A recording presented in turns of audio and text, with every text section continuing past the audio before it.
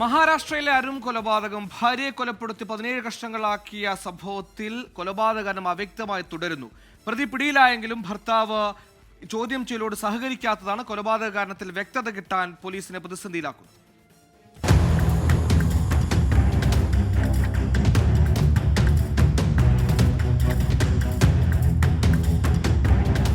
August 30-നാണ് 28 വയസ്സുകാരി പർവീന്റെ ഛേദിച്ച തല ഇഡ്ഗ മേഖലയിലെ അറവുശാലയ്ക്ക് സമീപം കണ്ടെത്തുന്നത്.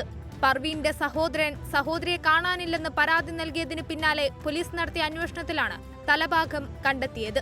2 ദിവസമായി വിളിച്ചിട്ടും മകളും മരുമകനും ഫോൺ എടുക്കാത്തതിനെ തുടർന്ന് നടത്തിയ അന്വേഷണത്തിലാണ് പർവീണും ഭർത്താവും താമസിക്കുന്നതിന് സമീപത്തുള്ള ഇഡ്ഗ മേഖലയിൽ നിന്ന് തലഭാഗം കണ്ടെത്തിയത്. പിന്നാലെ പോലീസ് നടത്തിയ അന്വേഷണത്തിൽ പർവീന്റെ ഭർത്താവ് താഹ അറസ്റ്റിലായി. ഇയാളെ ചോദ്യം ചെയ്തതിൽ നിന്ന് പുറത്തായത് അരും കൊലയുടെ വിവരങ്ങളാണ്. ഭാര്യയെ കൊലപ്പെടുത്തി തല അറുത്ത് മൃതദേഹം 17 ഭാഗങ്ങളാക്കി മുംബൈ നഗരത്തിന്റെ വിവിധ ഭാഗങ്ങളിൽ ഉപേക്ഷിച്ചെന്ന് പ്രതി മൊഴി നൽകി. നിലവിൽ തലഭാഗം മാത്രമാണ് കണ്ടെത്തിയിട്ടുള്ളത്. ചോദ്യം ചെയ്യലിനോട് പ്രതി സഹകരിക്കുന്നില്ല. മൊഴി മാറ്റിപ്പറയുന്നതിനാൽ കൊലപാതക പ്രേരണ അടക്കം അവ്യക്തമായി തുടരുകയാണ്. ശരീരത്തിന്റെ മറ്റു ഭാഗങ്ങൾ കണ്ടെത്താനുള്ള ശ്രമത്തിലാണ് പോലീസ്. കേസ് അന്വേഷണത്തിനായി DCPയുടെ നേതൃത്വത്തിൽ പ്രത്യേക സംഘത്തെ നിയോഗിച്ചു.